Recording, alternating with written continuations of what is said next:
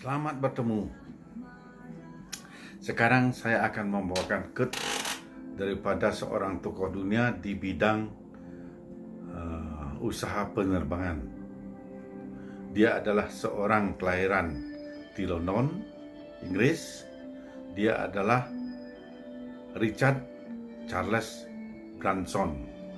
Richard Charles Branson, kelahiran tahun 1950 di London. Nah, dia luar biasanya apa? Mendirikan perusahaan sebanyak 360 perusahaan. Bayangin, 360 perusahaan itu luar biasa. Ya memang kalau kita lihat 360 itu besar sekali, tapi karena tersebar di seluruh dunia jadinya tidak terlalu kelihatan. Tapi yang jelas 80% dari perusahaan itu katanya ada di bidang penerbangan yang tergabung dalam Virgin Group. Virgin Group. Kalau kita pernah ke airport Ngurah Rai, di sana sering kita melihat bolak-balik Virgin Group yang dari Australia turun dan naik. Penerbangan Australia Indonesia. Begitu juga mungkin di tempat lainnya, kita tidak tahu.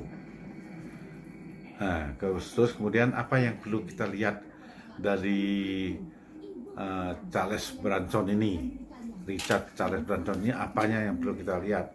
Ya tentunya kita melihat kan spesialis di bidang inspirasi, motivasi. Yang kita cari adalah quote-nya, falsafah hidupnya, kiat hidupnya, sepak terjangnya, bagaimana dia menyikapi hidup ini bisa sukses sekali. Dia bilang, quote-nya banyak sekali. Terus yang saya tertarik itu untuk membahasnya adalah gini, dia bilang, bekerja dengan pikiran bersih dan mood akan mendapatkan prestasi puncak.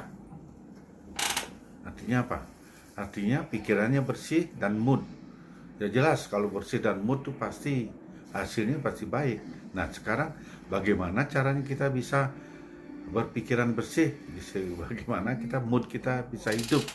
Itu yang perlu kita cari dalam inspirasi ini. Kita aplikasikan dalam kehidupan kita yang kecil ini. Ya kita anggap ya memang kita kecil, bukan kita anggap kecil. Dibandingkan dia 360 perusahaan, kita satu aja belum. Walaupun Anda tidak sukses, ya kita akui aja terus terang. Karena apa? Karena memang kita ini adalah kuli yang harus diperintah. Kita spesialis menjadi pekerja kemarin, tapi begitu pensiun baru mulai menjadi pengusaha. Terlambatlah kita, tapi tidak apa-apa, lebih baik terlambat daripada tidak sama sekali. Nah coba kita ulas sekarang.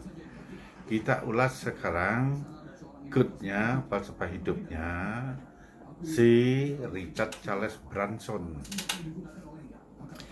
Bekerja dengan pikiran jernih dan mood akan mendapatkan hasil yang puncak maksimal.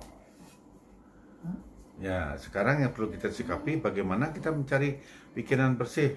Pikiran bersih itu biasanya, kalau pengalaman saya, bersih itu kalau setelah bangun pagi itu olahraga kecil, entah itu jalan kaki, lari-lari kecil gitu, terus barang ya entah setengah jam sampai 1 jam lah kira-kira. Sudah itu istirahat, snack, minum breakfast, minum ala kadarnya untuk pagi biar ada isi. Nah, terus kemudian mandi. Habis mandi masuk kantor. Nah inilah rasanya pikiran sedang bersih-bersihnya ini kalau kerja itu jam segitu itu. Terus kasih tahu tenaga kantornya jangan ada tamu, jangan ada dulu lah, ada pekerjaan lain lah. Kita paling tidak 2 jam untuk kerja sendiri dulu. Begitu masuk umpamanya jam 9 sampai jam 11 itu. Nah nanti setelah itu baru kita menerima tamu. Itu moodnya timbul waktu itu. Karena kerjaan bersih, moodnya tinggal ada untuk mengerjakan kan.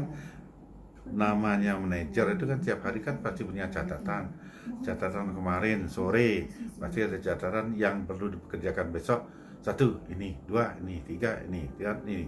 Jadi semua pekerjaan kemarin yang belum bisa diselesaikan tuntas dikerjakan untuk hari esoknya. Nah itu kita baca satu-satu, pasti cepat terselesaikan itu. Nah itulah kerja mood sama pikiran bersih. Tetapi ada resep lain. Resep lain ini pengalaman juga namanya. Kita udah hidup lama dan bekerja banyak, tentu ada pengalaman yang sangkut pautnya sama ini. Kalau bicara dari pengalaman, karena saya sendiri sudah terlalu sering lah menyusun skripsi, menyusun disertasi, menyusun tesis, sudah terlalu sering sekali. Jadi bagaimana kiatnya, karena bagaimana falsafah hidup atau kinerja atau kiat atau strategi supaya apa yang kita susun itu cepat selesai.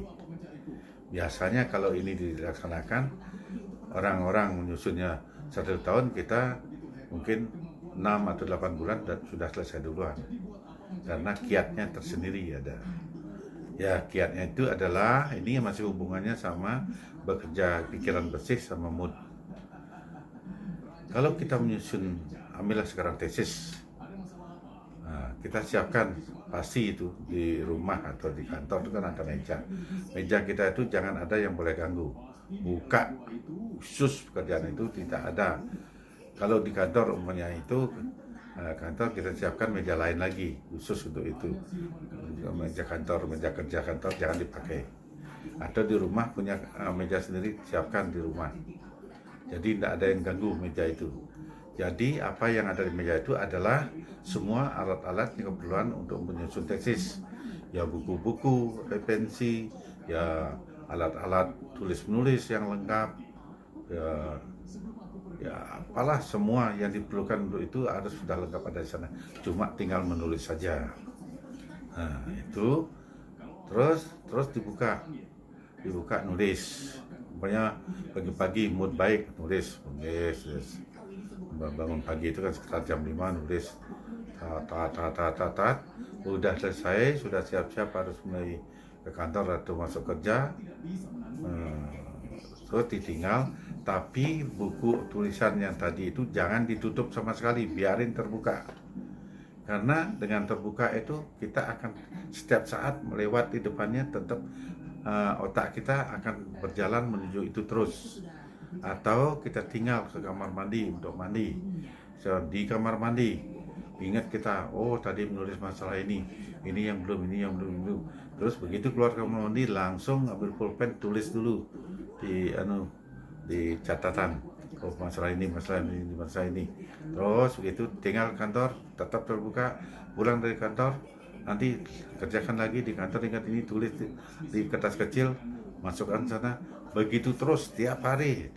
Jadi tidak pernah buku itu tertutup sama sekali, jangan ditutup sama sekali. Itu akan jauh lebih cepat daripada buku itu cepat ditutup. Ngomong untuk mood, untuk membuka buku itu aja nanti cari mood luar biasa, jadi pikiran bersih luar biasa. Tetapi dengan terbukanya itu berarti semua pikiran kita tertumpah pada tesis yang kita sedang susun. Itu kalau tip dari saya yang saya lakukan begitu. Ya mudah-mudahan ada gunanya, bermanfaat, terutama untuk anak-anak muda, anak-anak milenial. Anak-anak sekarang kan sudah pintar-pintar, mungkin punya kiat lebih dari itu. Ya mudah-mudahan apa yang saya sampaikan mungkin ada manfaat lah. Ya istilahnya setetes air di lautan. Demikian. Terima kasih. Sampai bertemu besok pagi.